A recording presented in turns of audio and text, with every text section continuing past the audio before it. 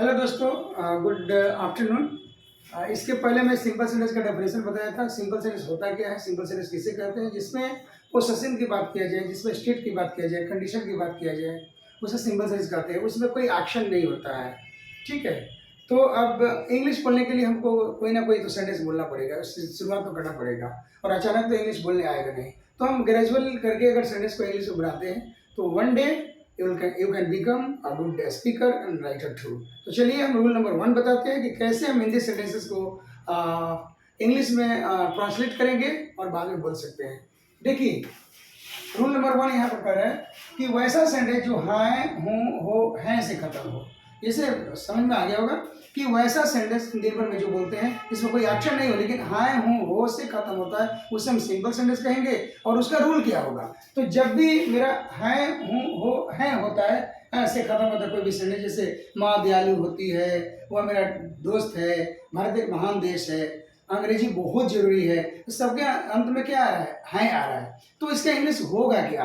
तो यहाँ पर क्लियरली लिखा हुआ है कि सबसे पहले अफर्मेटिव सेंटेंस सीखते हैं। अफर्मेटिव, अगर अफर्मेटिव, नेगेटिव और इंट्रोगेटिव अगर सभी रूल को एक बोर्ड में बताया जाए, एक क्लास में बताया जाए, तो I think that it will become very long और समझाना और लिखना भी बहुत मुश्किल हो जाएगा। इसीलिए चलिए अभी अफर्मेटिव के बारे में सीखते हैं। अफर्मेटिव सेंटेंस बोला कैसे जाता है और लिखा कैसे जाता है। तो देखिए, अगर वैसे से जो है, हूँ, वो है से खत्म होते हैं, उसका इंग्लिश बनाएंगे अफर्मेटिव, मतलब स्वीकार कर रहे हैं, मैं डॉक्टर को स्वीकार कर लिया, तो उसका इंग्लिश बनाएंगे। सबसे पहले सब्जेक्ट देंगे, जो काम करता है उसको हम सब्जेक्ट कहते हैं। जैसे the person who does the work is called subject. जैसे मैं टीचर हूँ, मैं शिक्षक हूँ, मैं टीचर हूँ, मैं डॉक्टर हूँ, इलाज कौन करेगा? मैं करूँगा, ठीक है। तो सबसे पहले मैं सभी का प्रयोग करूँगा, ठीक है, आप लोग करेंगे, सभी करेंगे। उसके बाद इज, एम, आर का प्रयोग करेंगे। उसके बाद नाउन देंगे या एडजेक्टिव देंगे, ठीक है। तो बहुत सारे स्टूडेंट अब ये सोचेंगे, बहुत सारे स्टूडेंट ये सोचेंगे कि हाँ, हो का इंग्लिश इज, एम, आर होगा, तो कहाँ, where to use is and where to use are and where to use am. This is complex for many students. जिनका इंग्लिश थोड़ा सा ठीक है उनके लिए तो सर्वाइवल है, वो तो जस्ट थोड़ा सा हैंड्स में सीख जाएंगे। लेकिन जो वैसे बच्चे जो इंग्लिश से डरते हैं, बोलते हैं कि नहीं, इंग्लिश मेरे लिए बना ही नहीं है, मैं जिंदगी में कभी इंग्लिश नहीं बोल सकता हूँ, ठीक है, तो उनके लिए मैं वीडियोस बना रहा हूँ कि कहीं भी हो, कहीं सुविधा हो चाहे नहीं हो, आप मोबाइल के द्वारा और वीडियोस के द्वारा आप पढ़ सकते हैं और एक दिन आप अपने इंग्लिश को इन्हांस कर सकते हैं। तो चलिए, इजी मार्क का प्रयोग कहाँ करेंगे? नेचुरली एक कॉम्प्लेक्स है, बिकॉज हाय, हूँ, हो, हिंदी के सेंटेंस के अंत में हाय, हूँ, हो होगा, उसका इंग्लिश होगा इज, एम, आर। तो कहाँ इज, कहाँ एम, कहाँ ए? तो यहाँ पर बोर्ड पर लिखा हो, जहां भी सब्जेक्ट आई होगा वहां पर उसके साथ एम का प्रयोग करते हैं, वी के साथ आर का प्रयोग करते हैं, यू के साथ आर का प्रयोग करते हैं, दे के साथ आर का प्रयोग करते हैं, ही के साथ इज का प्रयोग करते हैं, शी के साथ इज का प्रयोग करते हैं और इट के साथ इज का प्रयोग करते हैं। यहाँ पर लिखा हुआ। इसके बाद भी कोई सब्जेक्ट अगर आता है तो उसको देखेंगे सिंगुलर सब्जेक्ट। मतलब क्या? दुनिया के कोई भी ऐसा चीज, व्यक्ति या वस्तु, स्थान जो सिंगल हो उसको हम सिंगुलर कहते हैं ना। Singular denotes only one thing और वन पर्सन, वन प्लेस। तो अगर सिंगुलर होगा तो उसके साथ इज करेंगे। और प्लुरल मतलब एक से अधिक अगर कोई हो, सब्जेक्ट प्लुरल हो, जैसे बच्चे, भारत के लोग अच्छे हैं, तो भारत के लोग एक आदमी से तो लोग नहीं बनेगा, तो भारत के लोग वहां पर प्लुरल सब्जेक्ट हो गया, तो वहां पर उसके लिए आर का प्रयोग करें। तो चलिए, ट्रांसलेशन बहुत इजीली बना रहे हैं। आप एक किसान है, आप भी बना सकते हैं लाइक माइंड। आप एक किसान है तो बनाएंगे यू आर, यू के साथ आर होता है, यहां पर लिखा हुआ यू के साथ are, you are a farmer. वह थका हुआ है, ही के साथ क्या बताया गया था? Is, he is tired. लोग तैयार है, तो लोग तो प्लुरल हो गया, तो लोग प्लुरल सब्जेक्ट हो गया, तो प्लुरल के साथ आर का प्रयोग करेंगे। यहाँ पर लिखा हुआ प्लुरल सब्जेक्ट के साथ आर का प्रयोग करेंगे, तो पीपल आर बोलेंगे, पीपल आर रेडी। वे लोग छात्र हैं, वे लोग का इंग्लिश होता है दे प्लुरल है, दे के साथ आर का प्रयोग हुआ, दे आर स्टूडेंट्स।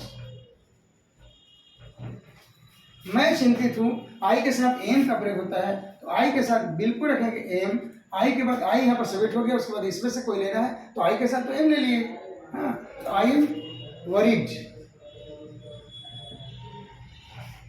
मोहन एक गायक है, मोहन एक लड़का है, सिंगुलर है, इसलिए मोहन के अनुसार इज अ सिंगर। बच्चे तेज है, बच्चे प्लूरल सब्जेक्ट है, यहाँ पर लिखा हुआ प्लूरल सब्जेक्ट के साथ हम आर का प्रयोग करते हैं, तो चिल्ड्रेन के साथ आर का प्रयोग होगा, तो चिल्ड्रेन आर इंटेलिजेंट। भारत एक गांव का देश है, तो यहाँ पर इंडिया, भारत एक सिंगुलर है, तो इंडिया के अनुसार नेचुरली आप जानेंगे इंडिया इज अ गांव का देश है, कंट्री ऑफ विलेजेस।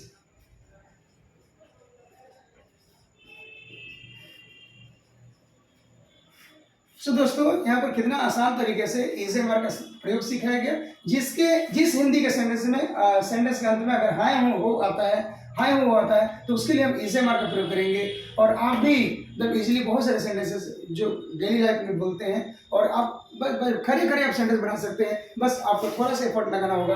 बस यहाँ पर याद करें, आई के साथ एम होता है, वी के साथ आर होता है, और यू के साथ आर होता है, और इस प्रकार सेंटेंस बना सकते हैं। जैसे पानी गर्म है तो वाटर इज हॉट, मैं डॉक्टर हूँ, आई एम अ डॉक्टर, क्योंकि आई के साथ एम का प्रयोग होता है, मैं पहले ही बता दिया। राम और मोहन दोस्त हैं, तो राम और मोहन तो प्लूरल सब्जेक्ट हो गया, तो इसके साथ आर का प्रयोग करेंगे, तो Ram and Mohan are friends. जैसे मेरे पापा बहुत अच्छे इंसान है, my father is a good person. Cancer एक जानलेवा बीमारी है, तो cancer is a fatal disease. मैं छपरा से हूँ, आई एम फ्रॉम छपरा। आप पटना से हो, यू आर फ्रॉम पटना। वो अमेरिका से, इज फ्रॉम अमेरिका। तो मेरे पापा घर पर हैं, माई फादर के अनुसार इसका प्रयोग करें, माई फादर इज एट होम। आप लोग मेरे छात्र हो, यू आर माई स्टूडेंट्स, और मैं तैयार हूँ, आई एम रेडी। तो इस प्रकार के सेंटेंस आप डेली लाइफ में आप कॉपी में नोट करके बहुत सारा सेंटेंस लिखिए जिसमें कोई एक्शन ना हो और हायों से खत्म होगा, उसमें 100% श्योर है कि इज एम आर का प्रयोग होगा। और आज आप इज एम आर का प्रयोग सीख लिए, ठीक है। और इसी प्रकार से बहुत सारा सेंटेंसेस बनाकर आप जस्ट घर पे बैठ जाइए, कलम कॉपी लेकर, और उसको बहुत सारा सेंटेंस सोचिए कि वह मेरा दोस्त है, राम और मोहन अच्छे दोस्त है, भोजन गर्म है, तो फूड इज फ्रेश, मैं ठीक हूँ, आई एम फाइन। तो आप भी एक सेंटेंस बना सकते हैं, और you can speak English in future, you